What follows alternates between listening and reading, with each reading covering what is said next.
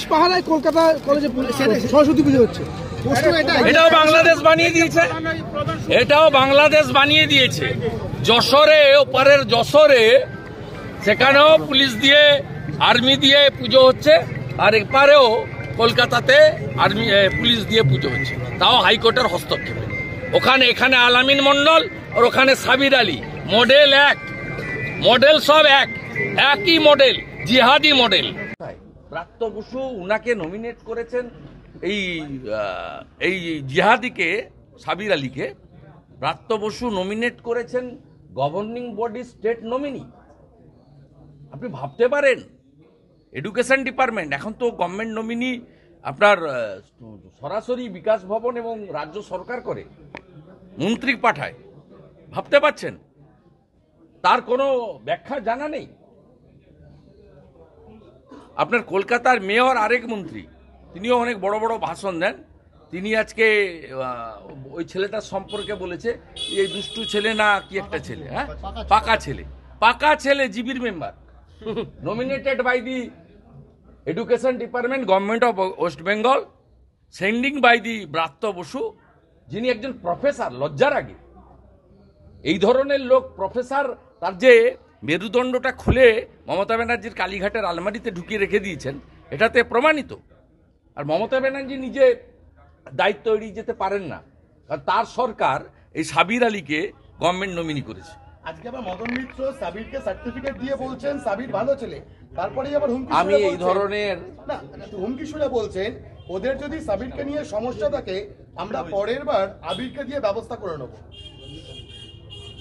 না, আমি ব্যবস্থা তো ওরা করছেনই, ব্যবস্থা তো করছেন, ওই জন্য মগরাহাটে মহিলার এই অবস্থা হচ্ছে। ব্যবস্থা শুধু মহিলাদের বা বিরোধী দলের নেতাকর্মীদের নয়, নিজের দলের লোকেদের মধ্যেও তো ব্যবস্থা হচ্ছে।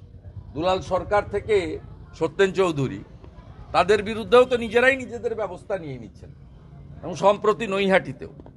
তো স্বাভাবিকভাবে ব্যবস্থা তো ওনারা নিতে পারছেন, তার কারণ অনুপ্রেরণায় অনুপ্রাণিত হয়ে রাজ্যের মুখ্যমন্ত্রী অনুপ্রাণিত করছেন, তাই এই ধরনের কথাবার্তা বলছেন।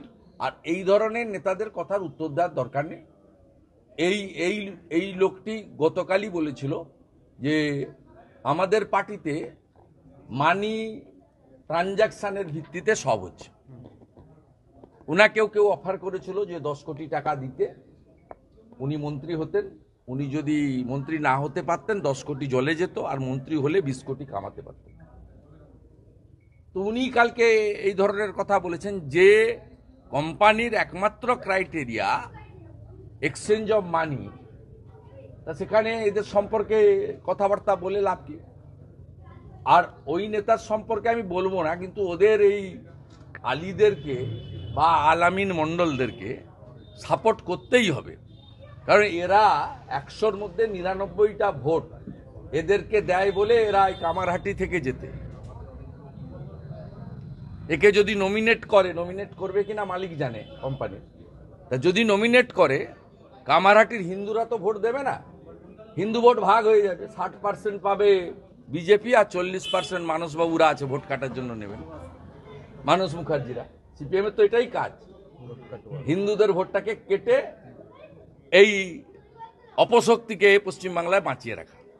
মাকুয়া এবং সেকুদের কাজ হচ্ছে এটা। না, ওর সার্টিফিকেট ওর সম্পর্কে বলি না আমি। এদের বহু গুণ আছে, এরা একাধিক গুণান্বিত, এবং যত রকম ম অক্ষর আছে সব ম অক্ষরে এরা পিএইচডি করেছে। মমতা বন্দ্যোপাধ্যায়কে কংগ্রাচুলেশন। উনি যে স্বপ্ন দেখেছিলেন যে পশ্চিমবঙ্গকে পশ্চিম বাংলাদেশ বানাবো, সেটাতে সফল হয়েছেন, তার জন্য তাকে আমরা কংগ্রাচুলেশনস জানাই। কারণ বাংলাদেশে যেভাবে পুজো হচ্ছে পুলিশি পাহারায় বা সেনাবাহিনীর পাহারায়, ঠিক সেরকম পশ্চিমবঙ্গে পুলিশি পাহারায় পুজো করতে হচ্ছে, বিশেষ করে সরস্বতী পুজো করতে হচ্ছে। তৃণমূল কংগ্রেসের বুথ সভাপতি এসে স্কুলের মাস্টারমশাইকে ধমকাচ্ছেন, চমকাচ্ছেন, কখনো প্রিন্সিপালকে ধমকানো হচ্ছে, সাবির আলী এসে ধমকাচ্ছে, বলছে মেয়েদেরকে রেপ করে দেবো। তো মুখ্যমন্ত্রীর নিজের কলেজ তো, এবং সেখানে ডক্টর শ্যামাপ্রসাদ মুখার্জির মায়ের নামে কলেজ, তার মায়ের নামে কলেজে মহিলাদের শুনতে হচ্ছে, মেয়ে অর্থাৎ ছাত্রীদের শুনতে হচ্ছে যে রেপ করে দেওয়া হবে কারণ টাকা পাচ্ছে না বলে সাবির আলী। হিন্দুদের সরস্বতী পুজো, তাতেও ভাগ চাই সাবির আলী। এটা হচ্ছে ওয়াকফ সিস্টেম তৈরি করে দিয়েছে মমতা বন্দ্যোপাধ্যায়। মমতা বন্দ্যোপাধ্যায় গোটা রাজ্যটাকে ওয়াকফ বানিয়ে ফেলেছেন। আপনি যাই করুন পয়সা মুসলমানদের দিতে হবে। এই একই অভিযোগে একজন বিধায়ক তাকে সরানো হলো চিত্তরঞ্জন কলেজে 30% কাটমানি চাওয়ার অভিযোগ এই সরস্বতী পুজোকে ঘিরে। দেখুন কোন বিধায়ককে সরানো হচ্ছে কি হচ্ছে আমি তো বুঝতে পারছি না। তার কারণ হচ্ছে সরিয়ে আনবেনটা কাকে? আপনার কাছে যদি বাঁচার জন্য ভালো কিছু থাকে তাহলে নয় আপনি পচা আলু সরিয়ে ভালো আলু আনবেন। পুরো আলুর মার্কেটটাই পচা, আলুর দোকানদারই পচা, তো সেখানে পচা আলু ছাড়া আপনি পাবেন কোথা থেকে?